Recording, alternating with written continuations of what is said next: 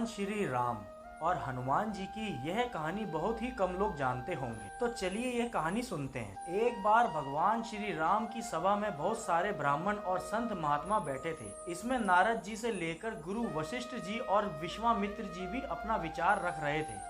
इसी सभा में एक कोने में चुपचाप हनुमान जी भी बैठे थे। इस चर्चा के दौरान ही अचानक नारद जी ने यह बात सामने रख दी कि भगवान श्री राम का नाम भगवान श्री राम से भी बड़ा है, और उन्होंने कहा कि वह इसे साबित भी कर देंगे।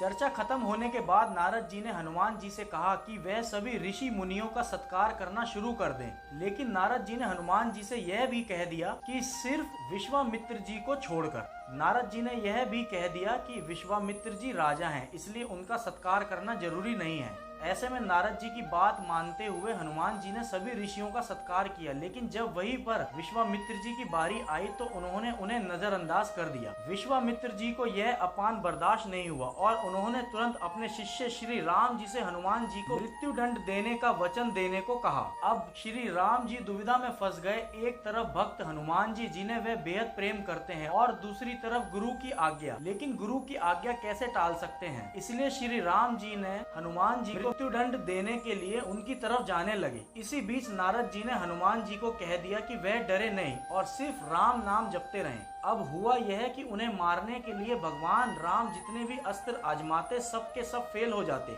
इसके बाद गुरु की महिमा ना मिटे, इसके लिए भगवान राम ने अंतिम विकल्प के रूप में ब्रह्मास्त्र चला दिया, लेकिन वह भी विफल हो गया। हार मानकर राम जी को विश्वामित्र जी के पास जाकर सच बताना पड़ा। विश्वामित्र जी खुश हुए और उन्होंने राम जी को वचन से मुक्त कर दिया। इस तरह से यह भी सिद्ध हो गया कि भगवान श्री राम का नाम भगवान श्री राम से भी बड़ा है, और हनुमान जी भी बच गए और भगवान श्री राम की भक्ति में रम गए।